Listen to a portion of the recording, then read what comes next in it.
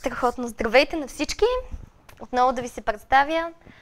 Аз съм Вергиния Накова, бизнес-консултант, основател на Training Academy. И причината, повода за тази вечерното обучение е едно мое откритие, което открих преди няколко години в една книга на Роджер Долсън за преговори. Чели ли сте я?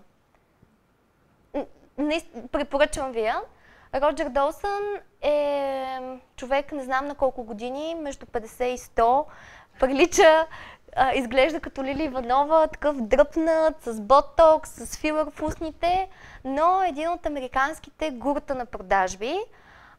Бил е изпълнителен директор, собственик на най-голямата компания в Калифорния за real estate или за недвижими имоти. И той след това става помага на компании да преговарят, консултира правителства за преговори на много високо ниво и така нататък. Той е изцяло позициониран в сферата на преговорите. И Роджер Долсън си има една известна книга, но изключително популярна бестселър. Тя се нарича "Изкуството да преговаряш" или нещо подобно.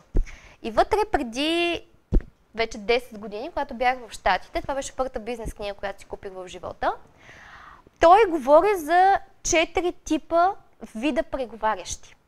В зависимост от енергията, която излъчват и в зависимост от ценностите, които те изповядват. След това описание го открих в една програма за личностно развитие. Там те бяха описани като цветове. След това го открих в една друга програма, която е за работа на ефективни екипи. Там бяха описани като животни. След това ги открих в курсовете на една дама, американка, която консултира за личен стил на обличане при дамите. Тя ги описваше като енергии, общо взето, енергия на вода, на въздух, на земя. Хората, които се занимават, между другото, в Human Design, там има 4 много ясни типа, които следват характеристиките на това, за което ще говорим тази вечер. Голяма част от източната философия също се базира на подобен вид разделение на хората.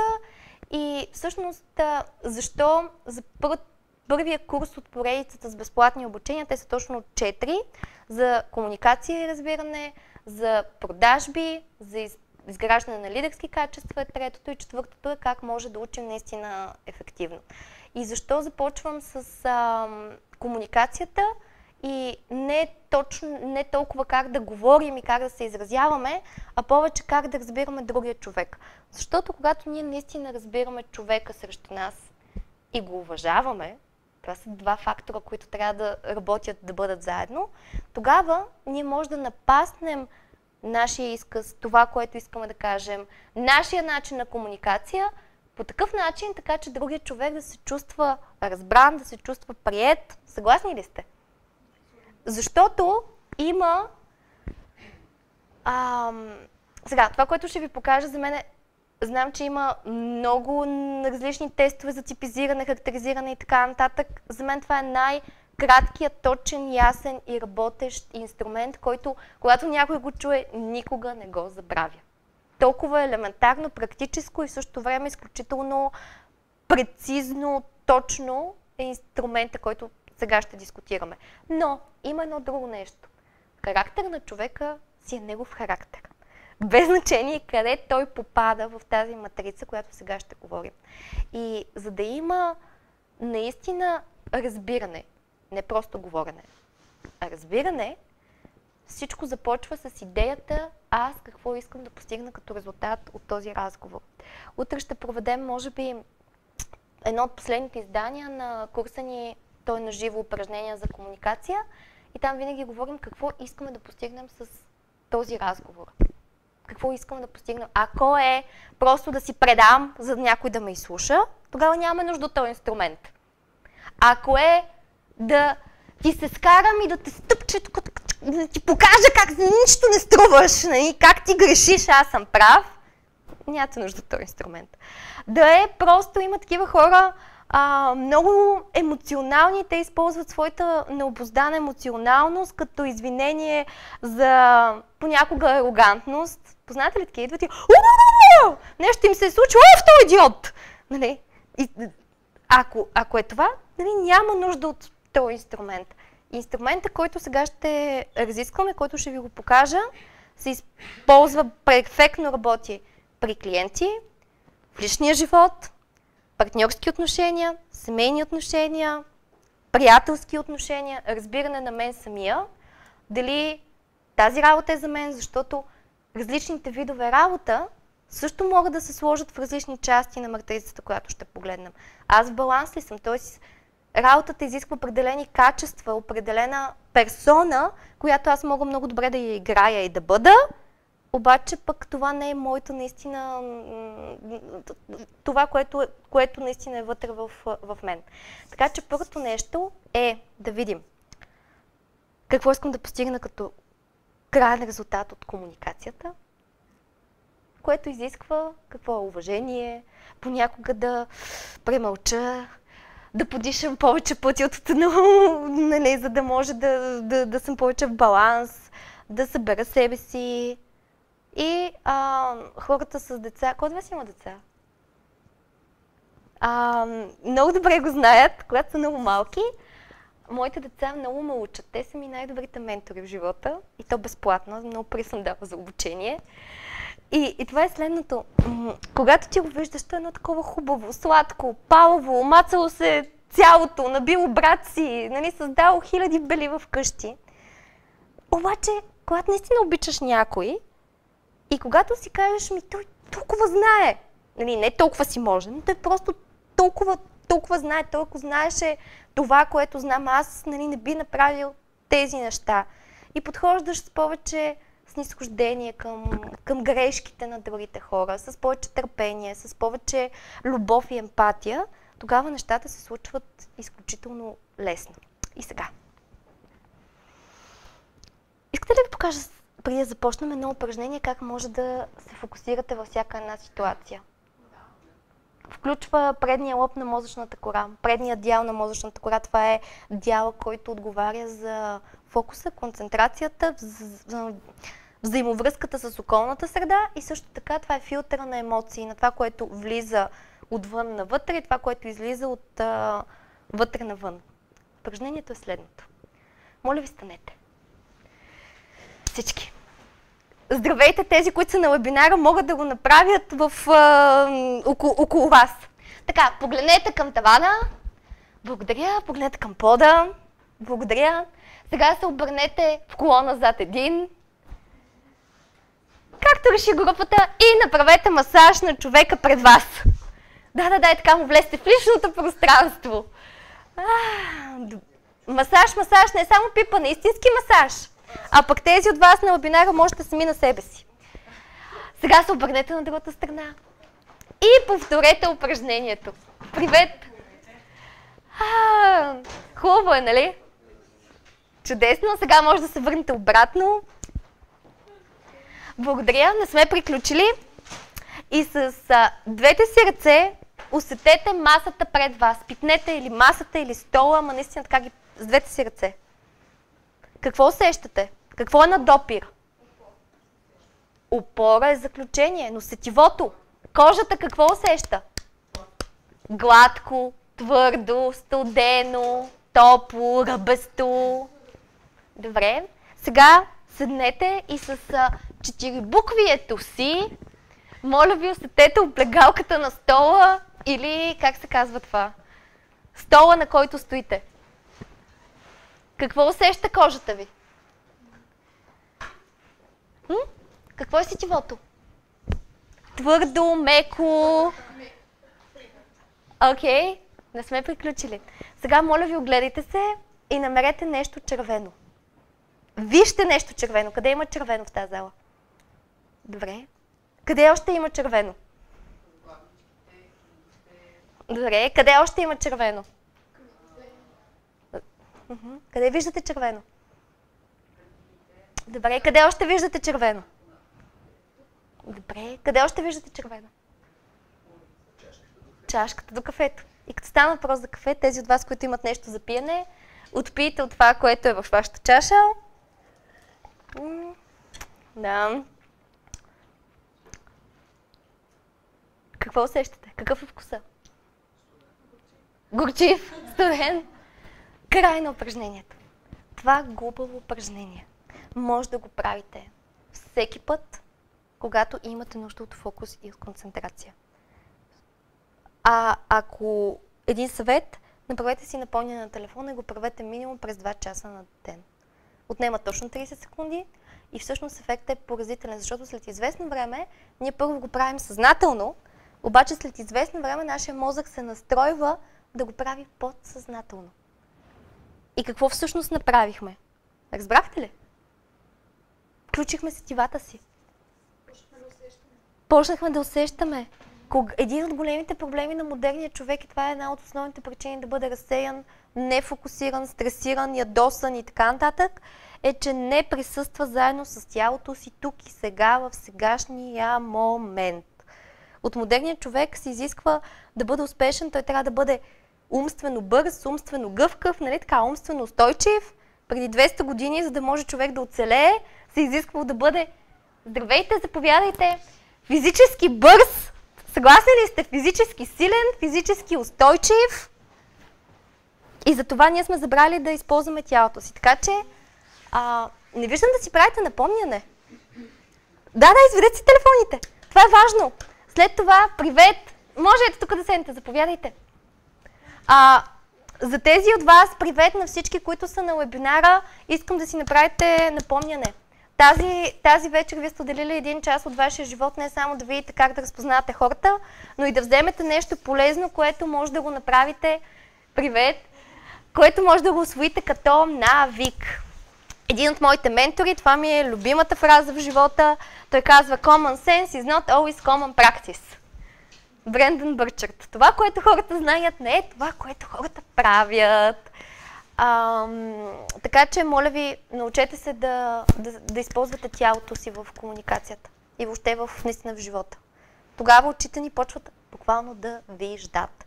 Почваме да усещаме. Голяма част от емоционалната интелигентност, напоследък работим с много програмисти, те, ще видите къде се намират в матрицата, те искат да премислят. За всяко нещо минава през логиката, всяко нещо трябва да има твърди и логични доказателства. Но ние сме едно цяло, нали, тяло, ум, мисъл или там каквото и да е. Някои хора казват душа, сега няма да влизаме в философски понятия, но ние сме емоции, мисъл и ум и тяло е едно и също нещо. И ние имаме нужда, когато комуникираме, да използваме всичките компоненти. Съгласни ли сте? Има нещо, което се нарича природна интелигентност. Хората, които имат природна интелигентност за комуникация, те просто използват, те усещат. Тялото за това е създадено. Ума е да взима решения, емоциите са да преживяват неща, въображението да измисля неща. Тялото е тук, на този свят, то наистина има причина да съществува, е да усеща нещата.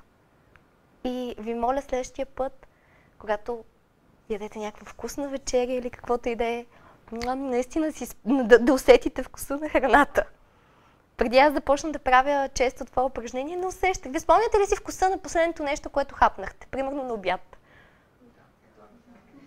Какъв беше? Опиши ми го. Това е голяма рядкост. Между другото, повечето хора казват не.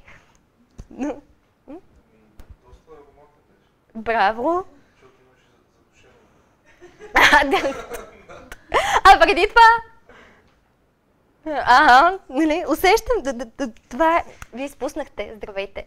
Показах едно упражнение, което за 30 секунди виждаш неща, най-лесният начин да търсите червено, защото то е дразни окото. Да пипнете с ръцете, нали, но не окей, упора, гладко, твърдо, меко, т.е. да направим неща с обонянието по същия начин.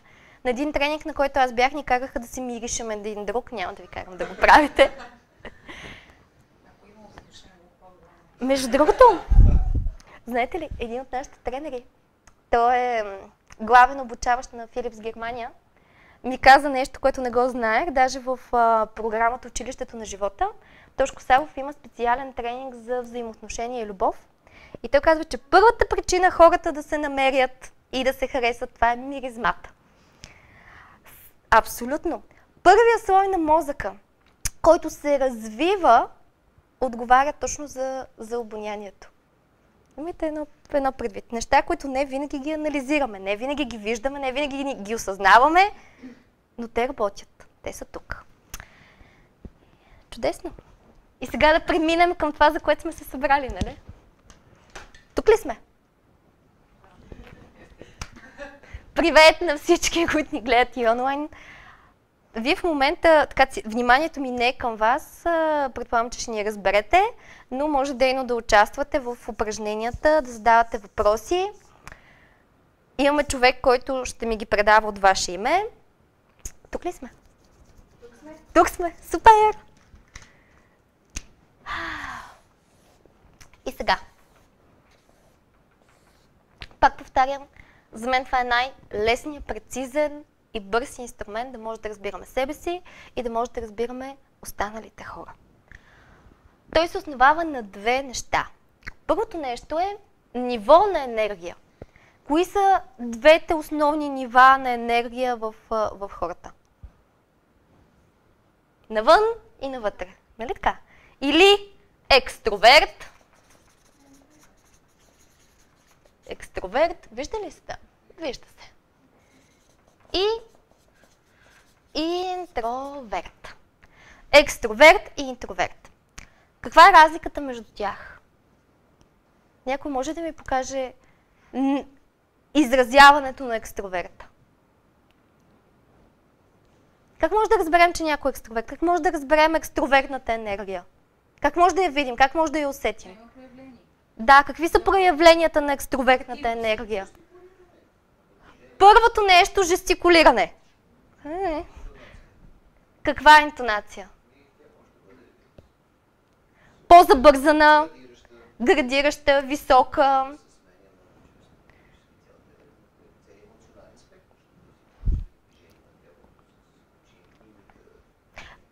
Екстровертната енергия се характеризира с няколко неща. Първо, екстровертите по дефиниция, нали знаете вица за италианците? Говорят с ръце! Ако им вържете ръцете, не могат да се изразят.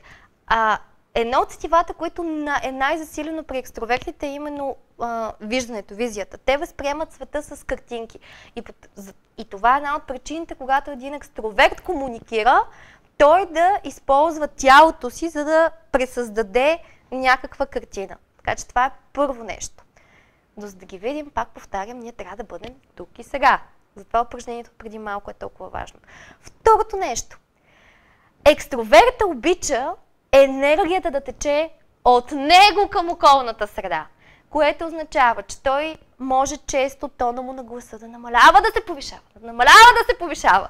Дразнителя, като лука в салатата. Нагоре-надолу, нагоре-надолу. Освен това, говори по-забързано. Тона е по-мажорен, не толкова минорен. Говори високо, понякога дори да не говори високо, но по принцип винаги говори бързо, защото има много неща, които трябва да се случат.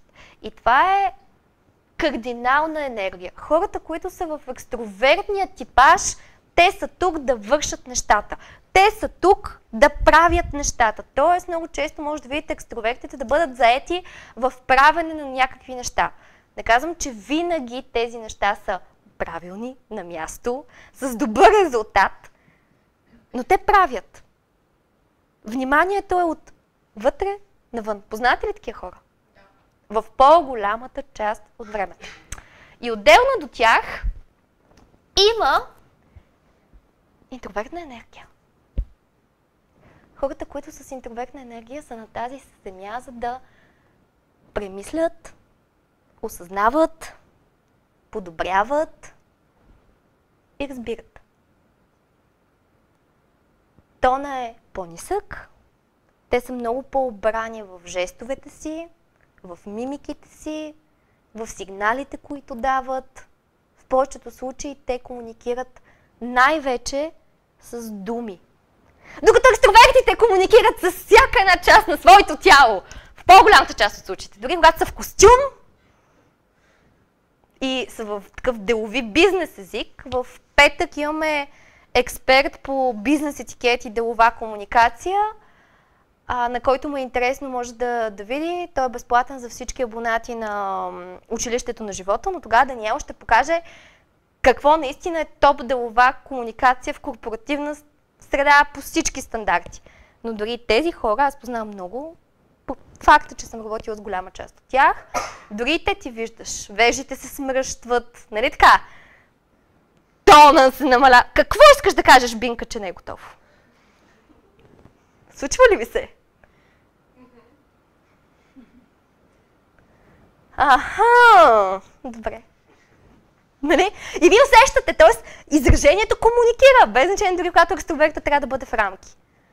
Докато интроверта комуникира най-вече с думи.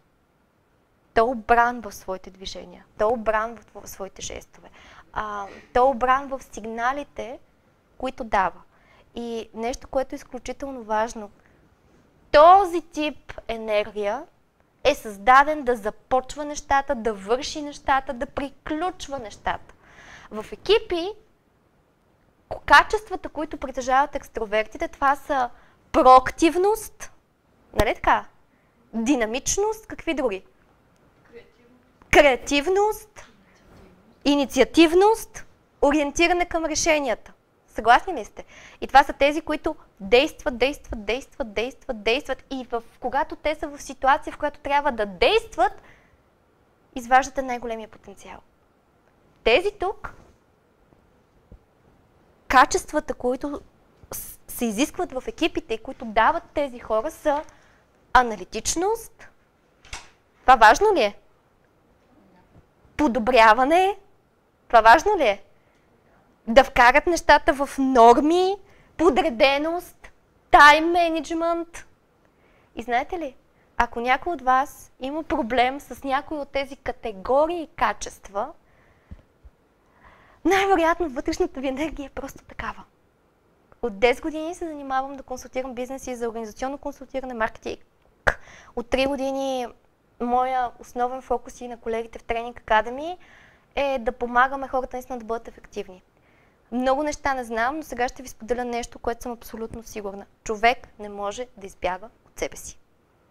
Изключително много неща може да научим. Все пак ние сме в сферата на знанието, създадохме цяла платформа с толкова много неща вътре, защото вярвам, че всеки човек трябва постоянно да учи и да се подобрява, но човек не може да избяга от себе си.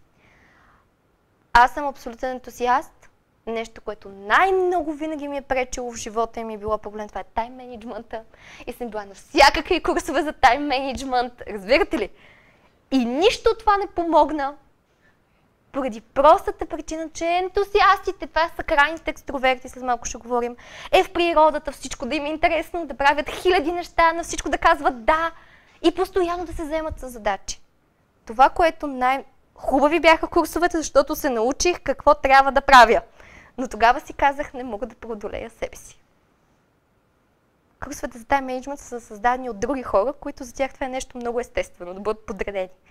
И нещо, което най-много ми помогна е, когато разбрах, чакай малко, Фагиня, това си ти. И ти имаш супер силни страни и такива, които са слаби. Вместо да се опитваш да пренебрегваш себе си, това те стресира да правиш неща, които не са за теб, работи в тандем и в екип с човече, който има тези способности, които ти нямаш, които преди това наричаше, че тези хора са скучни, досадни, монотонни, вкарай своята енергия в нещо, което другият човек не може да го направи. Но бъди достатъчно открита и искрена, а това е нещо, което много лисва, да кажеш, това са моите плюсове, това са моите минуси. И да се договориш с другия човек, окей ли си да правиш това, нали, пък аз да правя това. И тогава резултата от нас, мен плюс теб, няма да бъде 2, а ще бъде 200. Това е всъщност истинската синергия. Продължавам нататък. Първото най-важна класификация, по която ние можем да разпознаваме себе си и другите, и това е вродено, между другото. Това е енергията, която ние я носим. Не знам, някой може би ни е спуснал от облака. Тези от вас, които имат деца, аз вкъщи имам 2. И то си му личи, то от малко си личи едно такова тихо прибрано и си подрежда играчките в права линия. Другия иска да разцелува целия свят. Така ли е? Нали, децата, една друга фраза, тя не е моя, но аз си откраднах, защото много ми хареса. Пак от един от нашите тренери в училището на живота, Марина каза, Децата, цвететата се отглеждат, децата се възпитават, което е толкова грешно. Ние цвететата ли обичаме повече от децата? Тоест едно цвете, като го сложиш до прозореца, ти го наблюдаваш. Харесва му, не му харесва, слагаш вода, махаш вода, слагаш го на сянка, слагаш го на светлина, а на детето го възпитаваш. И му кажеш, трябва да бъдеш такъв, прави това, това не дей, това не дей. Не слагаш в кълъп. Защото според мен това работи. Няма такова нещо. Работи това, което, как да кажа, дарбите, талантите, които наистина имаме, което ни идва най-лесно. Аз понякога, като много вярвам в нещо, извинявам се, говоря много с голям патос. И понякога звучи много ултимативно на хората, които са срещу мен. Вие имате пълното право да се съгласявате, да не се съгласявате. Ако с нещо не сте съгласни, имате друго мнение, може да дискутираме. Съгласни ли сте? Така. И сега, за да познаем екстроверта, имам едно упражнение за вас, хората, които са тук в залата, тези, които са пред екраните също. Влезте в енергията на екстроверта. Покажете ми екстровертна енергия. Сега. Сега! Да, какво би в този момент? Знам, че е сигурно колко вече 7:30, точно. Екстроверт! Екстроверта не. Да. Защото трябва да го видим, трябва да мога да го познаем. Прегърнете някой, запознайте се с някой, който не познавате, усмихнете се, раздвижете си ръцете, много благодаря. Нали? Скочете 3 пъти. Ама много делово екстроверта би го прегърнал. Нали? Хубаво е, нали? Благодаря. И сега, мили мои, покажете ми интровертна енергия. И това е страхотно за мен като тренер, защото цялото внимание ще бъде обърнато към мен. Интровертната енергия, тя е прекрасна, защото дава пространство на другия. И това са всичките неща, които са свързани с активно слушане, внимание, емпатия. На интровертите има вродено. Има и плюсове и минуси, нали разбирате? Плюса на екстроверта е, че е деен, минусът е, че е прекалено хаотичен.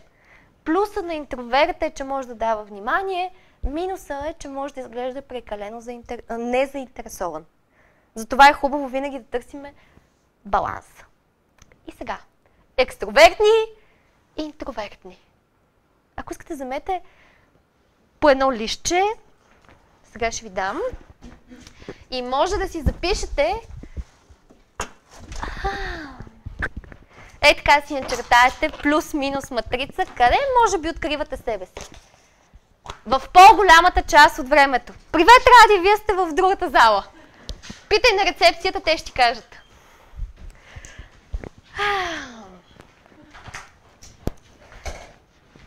В по-голямата част, т.е. кога се чувствам най-добре? И се абстрахирате от това, което работите. Кога се чувствам най-добре? Когато давам идеи, когато задвижвам нещата, когато карам нещата да се случват, когато давам заповеди, нали? Или когато премислям, оценявам, измислям, подобрявам, критикувам, усещам. Нали виждате? И другото нещо, по другата скала, това са как ние сме възпитани. Това е как ние сме родени, нашата жизнена енергия вътрешна, а това е какви ценности изповядваме. Това, което ние смятаме за правилно и това, което смятаме за грешно. Между другото, ценност не е това, което е добро, а това, което аз смятам, че е ценно за мен. И двете основни категории са ценности, ориентирани към хората и взаимоотношенията. Хората и взаимоотношенията.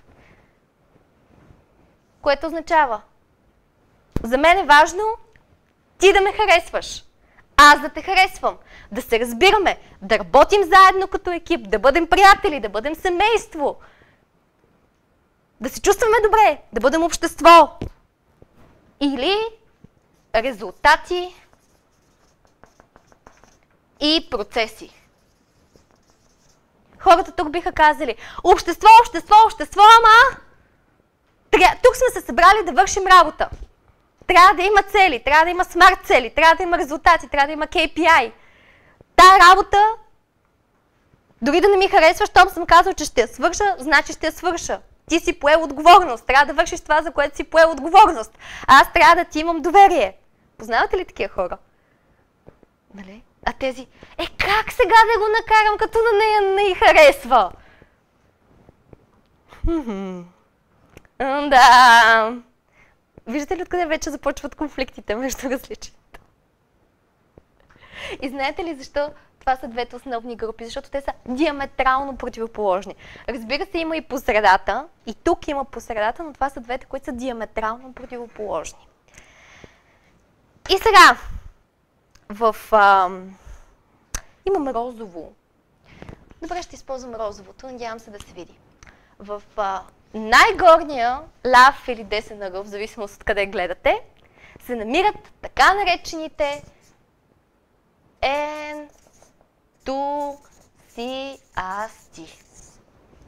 ентусиасти.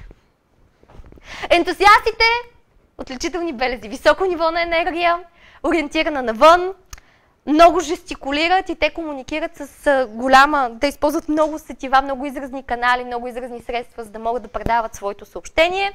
Те са родени да бъдат в... Сега за мен ли си помислихте? Не е вярно. Заблуждава хората. Те са родени да бъдат в центъра на вниманието. Ключово нещо за ентусиастите е да започват неща, да дават старт. В комуникацията може да ги видите да използват думи като хрумна ми идея. Сега ти докато ми каза нещо, аз се сетих. Знаеш ли какво измислих? Те обичат промяната, обичат разнообразието. Как да кажа, те са малко като децата на порасналите. Ако спортуват нещо, някакво групово занимание, трябва да бъдат звездата на отбора. Кой е футбол, волейбол, баскетбол или да е динамично, задължително, те да бъдат звездата. Ако организират нещо, те трябва да бъдат главните организатори. Перфектна работа за тях, и сега говоря за работа, тип работа, който носи същите ценности и носи същата енергия е предприемачите. Те повечето са, трябва ти хрумна идея. Друго ключово за тях е идеята. Търговци обаче в началния етап на продажбите. Да отиде да се запознае с някой, да отвори врата, колкото по-трудно, толкова по-добре. На ентусиаста може да му видите истинския потенциал, когато трябва да се стартира нещо, което е много трудно. Обаче подчертавам, да се стартира, да се започне, да се даде начален тласък нещата да се случват. И тогава той е изключително убедителен, изключително амбициозен, изключително креативен, така повлича останалите като една лавина. Това са плюсовете. Сега генерално минусите. Първият минус ви го казах, тайм менеджмент, управление на времето никакъв го няма. Защото по презумпция ентусиаст обича много неща, има много познати, на много неща казва да, много неща са му интересни, прави много неща и още взето се случва много години под една мишница. Второ нещо, ентусиаста не обича рутината. Не, че не може да върши процеси, просто му става скучно. И всъщност тогава се губи неговата истинска полза за екипа. Тогава, когато нещата станат скучни. Затова за останалите е голям проблем, ако вие се разпознавате като ентусиаст, вечните промени. Може някой да дойде да каже, стига пак, вечна. Тъкмо сме подредили нещо, тъкмо нещо е заработило, тъкмо сме го направили, защото има хора, които обожават рутината. Те са там да бъдат плодовете. Когато вече нещо е стане, и ти пак искаш да променяме. Пак искаш нещо ново. Това е проблем. Друг проблем е за хората ентусиасти, които са много в този ъгъл, могат да се струват вятърничави на някои хора. Познавате ли ентусиасти? Да. Някой разпознава ли се като ентусиаст? Да. Какво? Плахо! Полу! Може, признавам си. Това, между другото, също може да го намерите в литературата. Това е енергията на въздуха. Нарича се още ентусиазирано жълто и маймуната. За системите, които са Боже, помогнете ми, забравих думата. С животни, това е маймуната. Той, който трябва да прави много разнообразни неща. Много хубаво. Но, за съжаление, ако има само ентусиасти, ще има много идеи, много започнати неща, много веселие, много забава, но имаме нужда някой да върши нещата. И до всеки добър ентусиаст, забравих да кажа думи, които той обича. И ако комуникирате с ентусиасти, използвайте ги. Страхотно, невероятно, идея, хрумна ми, представяш ли си? Не виждам да си записвате. Много, нали? Които си ги знаем. Така, до всеки добър ентусиаст стои един добър прагматик. И не случайно го слагам с червено, защото може да го намерите, това е енергията на огъня, прагматично червено или лъва.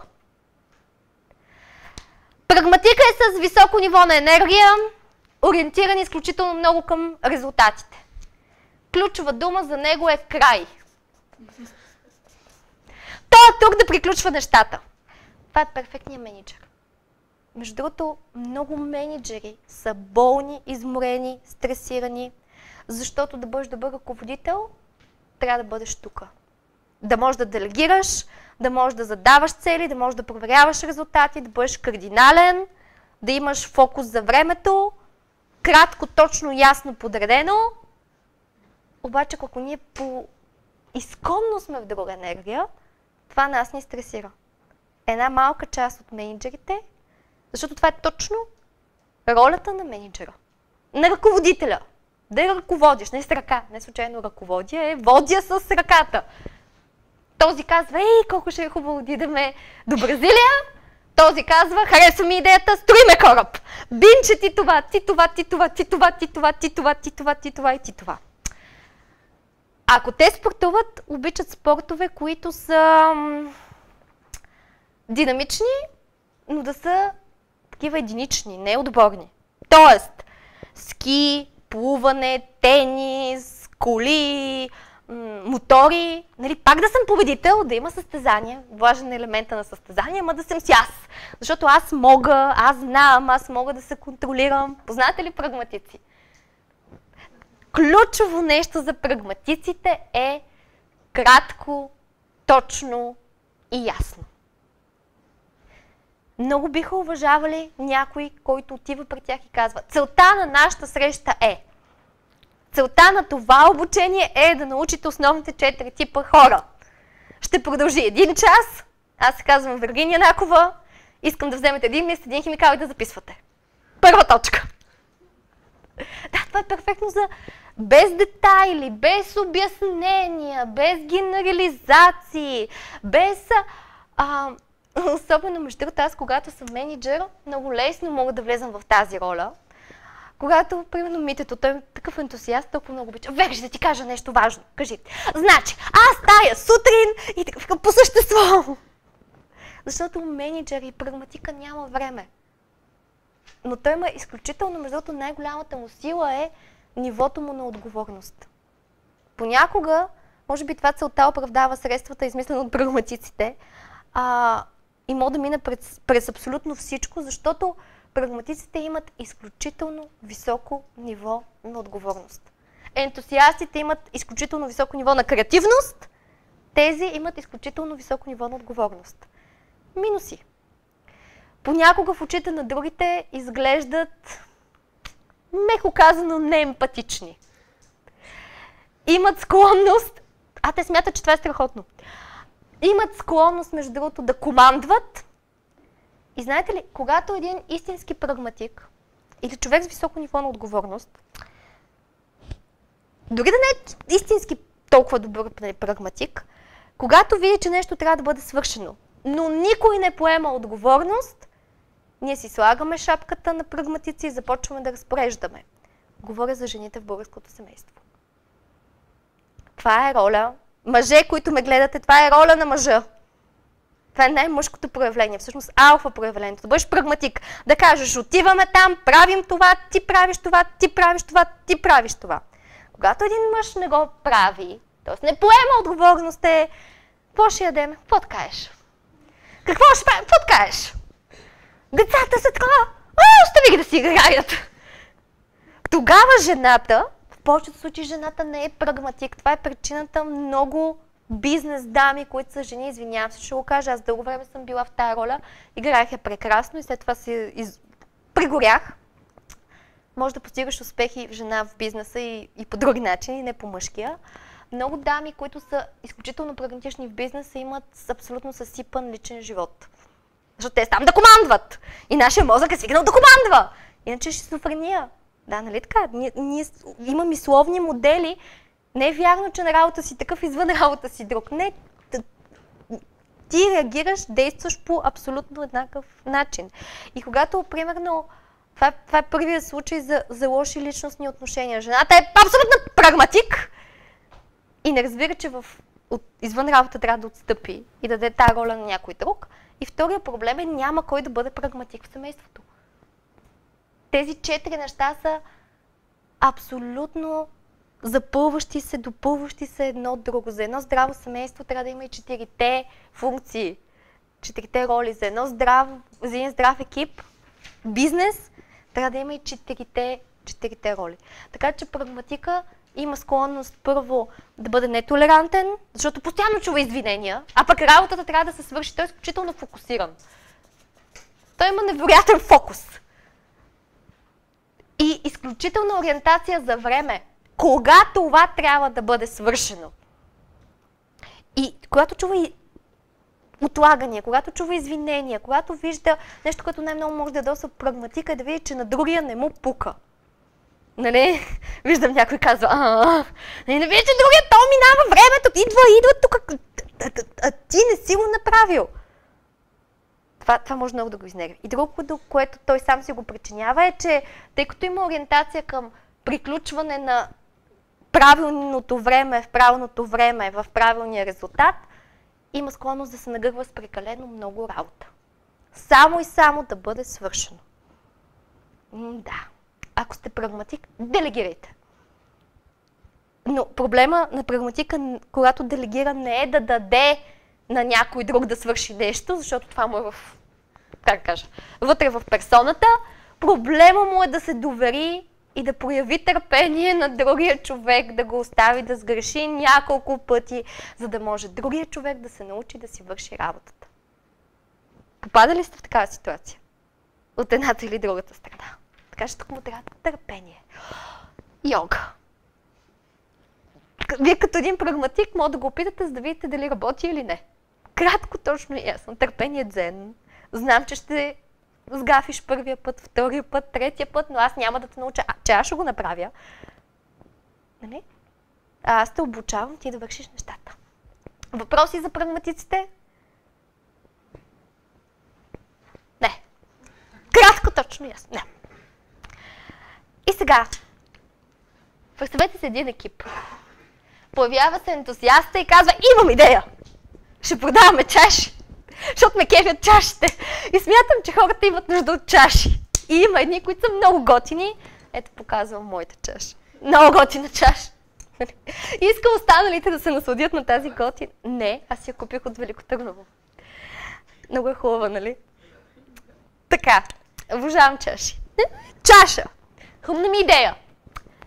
И така, нали, обаче една година, 2 години, толкова идеи на мускули, парите почват да свършват. И се появява, примерно, братовчет, мъж, приятел, приятелка, някой там. И казваш, не, аз имам нужда от някой, дето да вкара ред, нали? Някой, дето да накара нещата да се случват. И си взимам първия менеджер или партньор, който е прагматик, търговски директор, производствен директор, нали, някой директор, финансов директор, дето може да казва не и наистина може да накара нещата да се случват. И ние сме, може би, 2-3 години в бизнеса, някои компании 10, и тъй като подобни се разтварят в подобни, Ние си харесваме ентусиасти и прагматици, около нас има само ентусиасти и прагматици, т.е. хора с идеи и такива, които искат да бъдат шефове. Нашия бизнес е нагоре-надолу. Нагоре-надолу. И се случва нещо, което по-голямата част от българските фирми страдат от липса на... Довършете ми изречението. От липса на какво страдат 99% от българските фирми? Комуникация и... Време. Организация. Срещали ли си това? Организация, подреденост. Кой, какво, къде, как, процеси. Разчитаме, че всеки трябва да знае, да може да го измисля и всичко се случва отново и отново и отново и отново и отново и отново. И затова след известно време те осъзнават, че трябва да допуснат в своето екстровертно царство един тип хора, които по енергия са интроверти. Това е мисловен тип, ориентирани към процесите. И това са така наречените аналитици. Или аналитично синьо, земя, ако го описваме с енергии, или слона. Маймуна, това какво беше? Лъв, слон. Тези хора имат една ключова дума и това е процес. Те имат безкрайно време, те са тук да наблюдават, да оптимизират, да подреждат, да четат документи, да пишат без грешка, да слагат KPI и още един чекшит, и още един Excel, и още един Excel. И след това да подобрят първи Excel, да подобрят и втори Excel, и трети Excel. И тези хора много страдат, между другото, когато се появи един прагматик и им каже бързо! Защото те не искат да бързо. Тук ключовата дума е качество. Познавате ли? Те са детайлни, значи дойде един аналитик и ще каже тук това не е наред, това не е наред, еди какво си, имате 5 правописни грешки в третото изречение, една пропусната запетайка. Те имат нужда от време. Те са детайлни, мисловни, мразят инициативата, обожават рутината, защото това е нещо, което може да се оптимизира, подобрява. А когато ти постоянно сменяш, как ще го оптимизираш? Как ще го направиш перфектно? Минус на този тип хора, чакай да комуникирам като тях. Голям минус е, че са перфекционисти. И честно казано, понякога в взаимоотношенията си с останалите, те се чувстват длъжни да съобщат всички дефекти, грешки и проблеми, които са открили. И смятат, че проблема е на другите, че не ги разбират. Другите казват, че тези критикуват. Единствените, които наистина критикуват, са тези. Но от тяхна гледна точка това не е критика. Това е конструктивна забележка. Аз ти го казвам, за да можеш да се подобриш. Обаче, това ме кара мен да се чувствам вътрешно неудовлетворен. Представете ли си, вие да сте надарени с такъв ум и с такава прецизна точност на погледа и на мисълта, че да забелязвате всеки един проблем. И постоянно нещо в главата ви да мисли. Това са единствените хора, които е много трудно да медитират, защото постоянно има мисъл. Някой разпознава ли се тук? Познава ли такъв човек? Постоянно има мисъл, постоянно тече потока на мисълта. Но този тип хора са изключително ценни за всяка една организация, за всеки един екип, който има нужда от на английски Sustainable Development. Винаги забравям точния превод на български. Устойчиво развитие. Подредено, ясно, точно, конкретно, детайли. Това са хората, които ще прочитат договорите, ще разпишат длъжностни характеристики, ще подредат процесите, ще ги систематизират, след това ще ги подобрят. И до всеки един аналитик, за да се чувства добре, разбран и ценен, има нужда от какво? Кой остана? Емпатик. Или познато още като спокойно зелено. И да си призная, мисля, че забравих делфина. Делфина по тези. Това е водата или спокойно зелено, или делфина. Между другото, емпатиците, забравих да кажа, извинявам се, за аналитиците перфектна работа е IT, маркетинг, финанси, счетоводство, всичко, което изисква работа с софтуер, с процеси, с оптимизация. И това е една от причините. Между другото, аз съм завършила технически университет, инженерна специалност, индустриално инженерство. Инженерите са научени да виждат проблемите. За да бъдеш добър инженер, ти трябва да можеш да видиш всички потенциални проблеми. За съжаление, да бъдеш добър комуникатор, това не помага. Напротив, даже вреди. И то много. А емпатиците са интроверти с ниско ниво на енергия, т.е. те оставят другите. Енергията тече отвън навътре, ориентирани към хората и най-вече към отношенията. Това са тези, които разбират архетипа на бабата, добрата баба. Той усеща, разбира, подрежда, изслушва, не натрапчив. Това е лепилото в екипа, неформалният лидер. Най-лошото нещо, което може да причините на един емпатик, е да го накарате да вземе решение. Това е абсолютно диаметрално противоположно от него. Прагматиците взимат решения. Защото той се съобразява единствено с срок, резултат и цел. И това може да стане много бързо. Докато този човек, за да вземе решение, той трябва да се съобрази, и ако това е наистина, как да кажа, съобразено с неговата етика и морал, той трябва да се съобрази с мненията, желанията на всичките хора, които това решение може да бъде засегнато.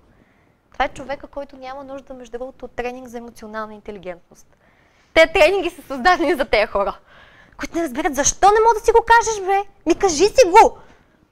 Тези хора автоматично усещат, виждат, разбират, преживяват, което е голям проблем. Преживяват и преживяват и преживяват, защото са абсолютно огледало. Тези анализират света около себе си и го премислят, тези чувстват и преживяват света около себе си. И усещат. Перфектна работа за тях е customer support или отношения с клиенти. Разбирам, кажете, извинявам се. Все пак да ви покажа и това. Никога не слагайте за customer support прагматик. Проблем къде? Къде пише? Не може, довиждане! Друга перфектна работа е човешки ресурси, пиар, обаче истинските пиари, които знаят ти тук, ти това, ти нали? Усещаш да виждаш. Тези хора обожават език на тялото. Ако те искат да разбират хората, те ще търсят тренинг език на тялото. Защото обичат въпроса защо и всяко нещо трябва да има причина. Това е много важно, когато комуникирате с аналитици. Да има причина и да има детайл. Тези хора просто знаят. Те усещат, се преживяват. И сега, тъй като времето ни напредва, трябва ни още 10 минути. Имате ли? Искам да ви покажа къде идват най-големите проблеми. Първият проблем е, че ние ежедневно трябва да вършим работа, която не е в унисон или е диаметрално противоположна на нашите ценности и на нашата енергия. Тогава, за съжаление, има само един начин – сменете си работата. Да, това няма нищо лошо. За да бъдем наистина ценни, ние трябва да се чувстваме полезни. Съгласни ли сте? За да се чувстваме полезни, трябва да виждаме резултати от това, което правим. Съгласни ли сте? Винаги трябва да се подобряваме и да учим и да разбираме, защото всеки един ентусиаст, естествено, че той трябва да използва инструменти на аналитиците. Това сме съгласни, нали така? Но важното е да работим нещо, което може да показваме дарбите си най-лесно. Така че това е първият конфликт със себе си. Лоша комуникация с мен самия. Вторият проблем е, когато човека, с който ние трябва да общуваме, е диаметрално противоположен от нас. Пример. Ентусиаст и аналитик. Този има всичко, което този няма. И обратното, този е всичко, което този не е. Тотално противоположни. Ентусиаста може да каже за аналитика: Боже, он е скучен, подробен, аз, нали, проблем пред решение не мога. Този ще каже: мъкни бе, намали децибелите бе, само празни приказки от тебе слушам. Нищо по същество. Въздухар. И да.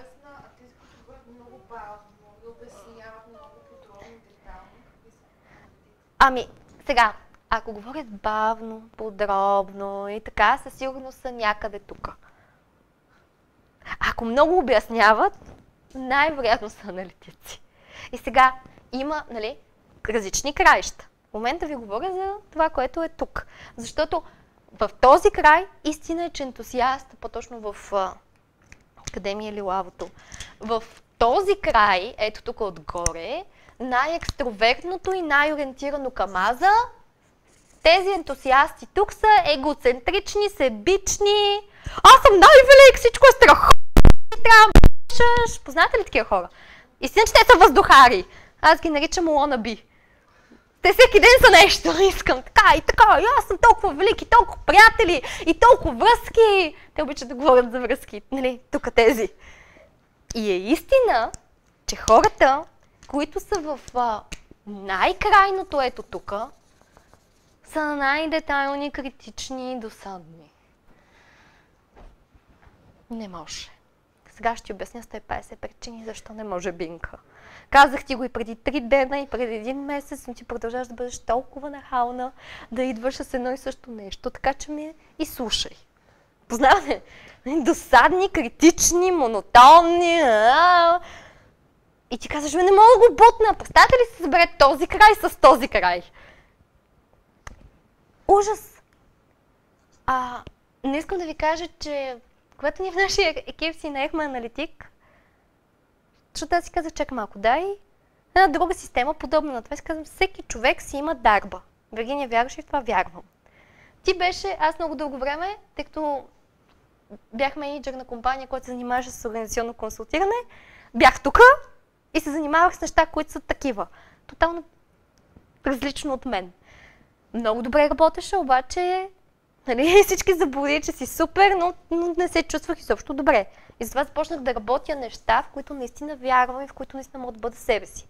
Пак работя същото количество време, но с усмивка, с ентусиазъм 90% от времето. И си казвам, добре, за всеки вид работа има нужда от определен тип човек. И когато ние си наехме ето тук такива хора, започна, привет, Тони, минавай. Да се случва да има процеси, разбирате ли? И тогава ти го разбираш, когато пък и този тип човек знае цялата тази схема, вече не ти се ядосва на идеите. Разбирате ли защо е толкова полезно да се познаваш? Защото когато ти познаваш, ти по някакъв начин си по-емпатичен към други, оправдаваш го и му делегираш неща, в които той може да ги свърши и му казваш, примерно, защото ентусиаста за него е хубаво идеи, начало, проактивност. И един ентусиаст за какво прави комплименти? За същото, нали? Каква хубава идея даде?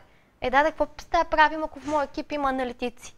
Аналитиците са добри в подреждане, в оптимизиране. За мен това е някаква скучна работа. Какво ще му кажа? Браво, че оправи 3 реда в Excel. Ама той стоял цяла вечер, съвсем ентусиазирано да оправя тия 3 реда в Excel. И тогава аз, ако съм добър менеджер, който използва емоционалната интелигентност, ние имаме цял бизнес курс в секцията с бизнес обучения, която е лидерство чрез емоционална интелигентност. Аз ще му кажа браво, много добре се справи, много подредено, благодаря, сега вече ми е ясно и този се чувства полезен. Друг проблем, това е когато един емпатик комуникира с прагматик и те не се познават. Емпатика казва за прагматика, боже, той е лишен човешки качества.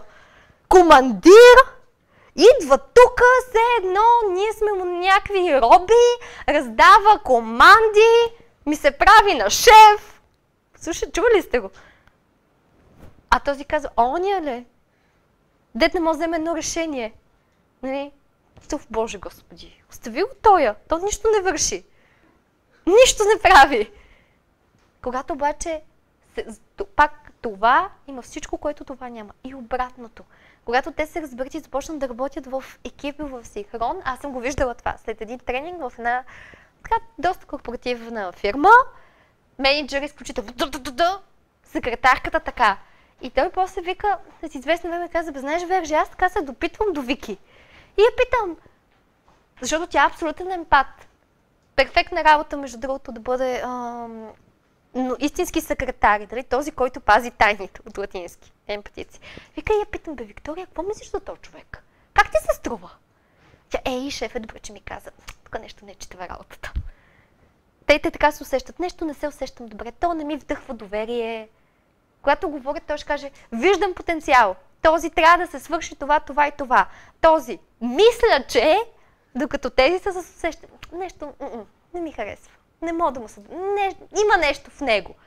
И ти казва, и нали започна да се слушвам. Когато имат, те пък работят много с китайски фирми и така нататък, те са в сектор на логистика, но не транспорта, бази и така нататък. Той казва, на този човек, какво би му било добре, къде да го заведа? Ма той е с жена му, не го води по там, дето водим чужденците, нали? Навърви така, пък поръча бомбони, пък изпрати еди какво си. И ми каза, нямаш си представа какви невероятни идеи въобще чувам от Виктория, която е абсолютно емпатичка, когато преди това си мислех, че айде да седиш от 10 години и е много добро, нали, момиче и така нататък. И сега за финал, освен ако нямате въпроси, първо, полезен ли е този инструмент? Разпознавате ли се някъде тук? Има ли хора, с които ви е трудно да общувате? Те къде се намират? Перфектни семейства са ентусиасти и прагматици. В повечето случаи жената е ентусиаст, мъжът е прагматик. Скъпи, ай си купим диван? Не. Колко струва? Нали? Перфектни семейства.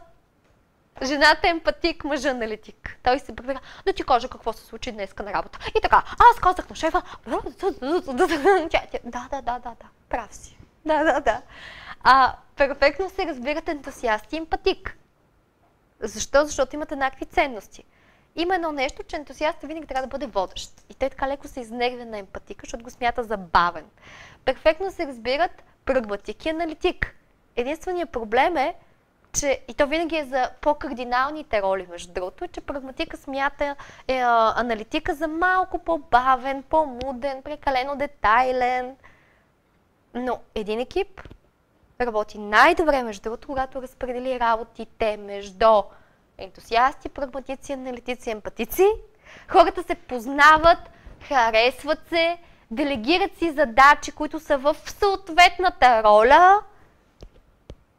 Аз съм ентусиаст, когато видя аналитик, никой няма да видя, здравей, как си, Защото знам, че това него ще го накара да се чувства некомфортно. Когато говорим с прагматиците, по същия начин, целта е, искам това, да направим резюме на това, което се разбрахме. Когато е с емпатик, това е най-хубавото между другото, защото емпатикът ти дава свободата да бъдеш който си поискаш и не е натрапчив. И третото предизвикателство, третото, което е, може би за себе си, живееме в модерен свят, от който от нас изискват много неща, е да разберем в кои моменти, в кои ситуации, в кои дейности трябва да подхождаме като ентусиаст. Съгласни ли сте? Да взимаме решения като прагматик, да бъдем категорични, да бъдем прецизни като аналитици и да бъдем балансирани и спокойни като емпатици. И тъй като ние в Training Academy изключително много вярваме в холистичния подход.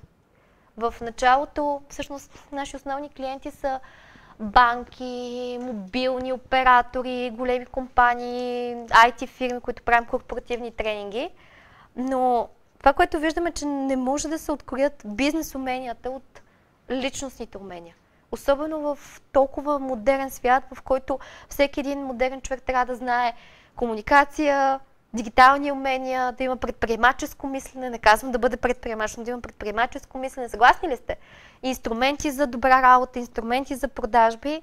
И точно поради тази причина, това, което сме много горди, че направихме, че събрахме, може би, топ тренерите в България, в поредицата, която се нарича Училището на живота, The School of Life.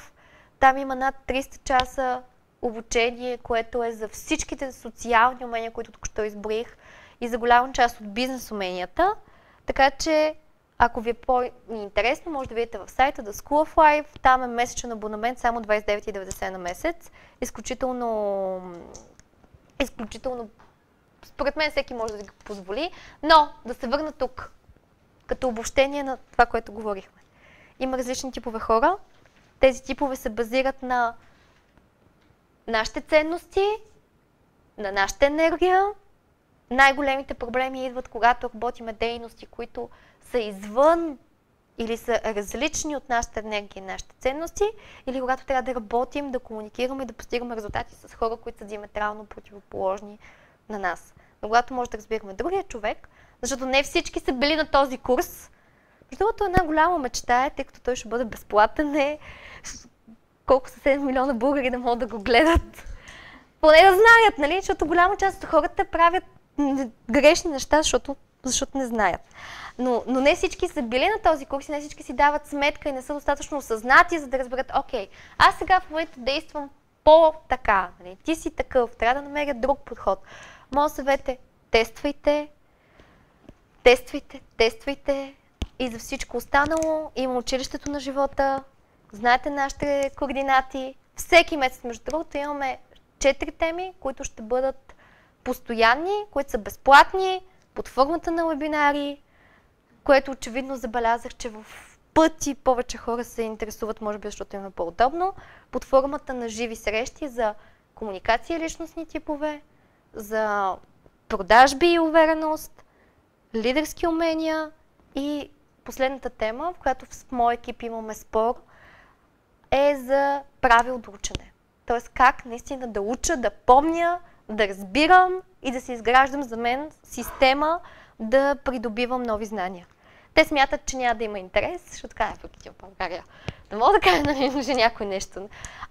Но аз пък смятам, че има изключително много умни хора, които са мотивирани, които наистина могат да споделя своя опит за това как се учи.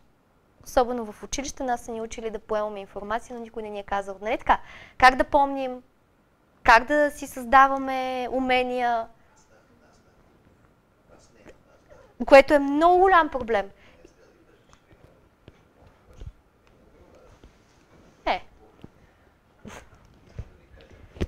Има огромна разлика, нали? Голям проблем. А нашите деца? Още по-голям проблем. Вкъщи децата ни са на 5 и на 2,5. В момента стои въпроса за това дали ще ходят на училище. Замислям се. Почвам да си мисля, че не мога да им го причиня. Да. Те са тук. Те трябва да се научат да разбират хората, да помнят, да намират ресурси. А не едно дете в вихара си на ентусиазма, стой, помни! И все пак в различните фази на живота си има моменти, когато това е, как да кажа, холистично. Нали, най-осъзнатите хора, най-търсещите, най-работилите върху себе си, ето това е. В йога, нали, те там търсят центъра, там имат доши, те са 3, на различните типове енергия. Да намериш баланса, ето това е, нали, дзен, мястото, в което ти да си осъзнал себе си и всъщност да знаеш кога, коя енергия, как трябва да я проявяваш. Не казвам, че не е възможно, разбира се, че е възможно. И така, въпроси, критики, забележки. Кажи, Бинче, моля те само покажи нашия календар, защото там може да следите всички в Тренинг Академи. Сега искам обаче да си споделя екрана. В Тренинг Академи, в календар. Секунда. Са абсолютно всички ивенти, които предстоят до средата на април месец. Както Силвето правилно забеляза, Вержи, правиш ми живота труден, всяка вечер имате нещо. Кажи, Венче. Да, искам да ти кажа, тъй като аз ходя на курс по национално обучение, тъй като си вече може би не... При една прекрасна дама. Прекрасна дама, която така отключи много моята креативност. Не, че не съм креативна, не знам, че съм, но просто така ми е доста по-лесно. И защо започнах да ходя на този курс? Защото си мислех, че аз не съм толкова емоционално интелигентна и самото понятие ми звучеше много сложно и чуждо от мен. Примерно аз се разпознавам във всичките. Да. 4 типа, в различни ситуации, всеки ден Аз съм и ентусиаст и емпатик, особено вече след работа, вече чувствам, емоционална съм. Да. Това е целта. Това е правилния, между другото, това е правилният път. И така трябва да бъде. Не съм, примерно, мога да кажа, аз съм само емпатик, аз съм само ентусиаст. Не съм такава, защото, примерно, аз се занимавам с SEO и мен се налага да анализирам, да правя някакви планове, да си управлявам времето, всичко свързано с прагматика и аналитика. В същото време обичам да съм ентусиаст и да ми хрумват някакви штори идеи и менеджера ми никога да не се съгласява с мен, защото той е аналитик или прагматик. И така... Но това не те обезсърча, нали? Не, аз не съм така. Това е прекрасно и много ти благодаря, че го споделяш. Другата много голяма причина, поради която искам този тренинг да го извадя от платформата и да го пусна свободно за повече хора, е, че голяма част от хората са роби на своите навици. Забелязвали сте го? И на това, което знаят и са роби на етикета, който сам са си поставили, защото някой някога, примерно майка ми е казала: Вергинка, аз наистина до 25 годишна възраст живях под етикета тука, защото обожавах математика, физика, награди и така нататък. И ти си перфектна по математика, ти това, логична мисъл. Нищо, че литературата не ти върви. Разбирате? И ти си го слагаш и си казва: аз съм такъв категоричен, и ту. Обаче в различните ситуации, това е социалната интелигентност, ти трябва да видиш как да подходиш към кой, понякога по-меко, когато трябва, понякога по-твърдо, понякога за себе си по-аналитично, понякога, нали, всеки има нужда от игра с тази прекрасна дама, твоя коуч и наш много добър приятел и тренер в нашата платформа Виолета днес. Точно за това си говорихме за мечтите. И ти каза: Вержи ми, аз не мога да мечтая. Кратко, точно и аз. Не искам, това за първ път го чум от теб. И говорихме за различни подходи. Аз казвам: вижте, мечтата е процес. Мечтата е това да влезеш тука и да го съпреживееш, както примерно сега моят 5-годишен син е Капитан Планета. Преди това беше Костенурките нинджа. Нали, той си играе, той го съпреживява в тия 10-15 минути преди да се удари и да почне да плаче. Той скача, вика: Капитан Планета, сега, съюзи се, събери се, ти си лош. И той ги вижда, той живее там, на него хормоните в мозъка му се увеличават, ендорфин, допамин. И той го съпреживява и наистина, моля ви, вие заслужавате да бъдете ентусиасти поне 10 минути на ден, дори само така да си преживеете мечтите. Вятърничевите тук ентусиазма: аз си мечтая, аз постоянно си мечтая, аз искам. Нали, wanna be. Колко би било хубаво, колко така. И затова хората, които са здраво стъпили на земята, прагматиците, те, които вършат нещата, като Виолета, нали, вършиш да има резултат, си казват: това е вятърничо, трябва цел и така нататък. Но всеки, моля ви, това дава такава невероятна енергия. Но истинската мечтане е като играта. Ти си вътре, виждаш го, усещаш го, съпреживяваш го и да чувстваш го. Ти си Капитан Планета в този момент. Или ти си там, който искаш да бъдеш, нещото. Не просто си го визуализирам. Нали? Визуализират си го аналитиста, далече от мен. Когато ние мечтаем, поставяме цели, затова ще си говорим на третата лекция за лидерството, ние трябва да го видим, да го преживеем, да го почувстваме, да си кажем: искам ли го, не го ли искам, как се усеща, нали? Това ли е моето, да видя дали мога да платя цената, плюсове, минуси, нали, да бъдем вътре в филма. Това е енергия. Това свързва, между другото, мисловното ни тяло с физическото тяло. И след това отиваме в прагматиците и си казваме: сега, как? И след това аналитици, добре да го построим, така че да бъде устойчиво. И емпатиците, защото, нали, всеки е човек, всички грешим, пък и да дадем пространство на другите хора. И това е всъщност моето послание. След тази лекция ще получите запис, ние записваме на много места. За да сме силни, че ще бъде добър запис, показвайте го. И особено в личния живот, дамите, най-женското проявление е емпатичността. Мъжете е прагматичността. Аз виждам, че не знам, може би заради филми, заради някакви, така, не знам, се променят ролите, видоизменят се, жените казват: мъжете вече не са инициативни, те не са инициативни, защото Мама вкъщи всичко е подредила и казала какво трябва да се случи. Разбирате, всяка ситуация има роля, която е най-подходяща, най-добра, и сега, не знам, че ще се разговори за детето ми, за Капитан Планета, толкова е сладък. Малкият акула. Той сигурно има комплекс, че още е малък и той винаги е голяма лоша акула. Как се казваш? Божко. И съм акула. Голяма акула. Но големият е такъв супер герой. И той задава въпроси. Динозаврите могат ли са добри или са само лоши? Нали, всеки един човек може да го прави, да си доставя това количество радост, това количество прагматизъм, да мисли как да бъде по-добре и по-добре и по-добре, защото успеха е и много хора не го знаят и с това наистина ще завършим. Аз като типичен ентусиаст, в повечето случаи емпатик, но работата ми е ентусиастка, като почна да говоря, нямам спирка, така че моля ви. Тайм-аут вържи. Трябва да си ходим вкъщи и нас ни чакат джуджетата. Но успеха, много хора си мислят, че е нещо много трудно. Примерно, ако това е скалата, това е времето, това е скалата на успеха, е така. И то е така, между другото, защото нямат този аналитичен подход да минат една граница, която горе-долу се намира ето тук някъде. И когато те си създадат системата, това е дума измислена от аналитиците, те отскачат и повече никога не падат на това нещо, което е долу. И имат точна методология и стъпка как всеки може да създаде такова нещо за себе си. Затова ще говорим пък на четвъртата лекция. Много ви благодаря.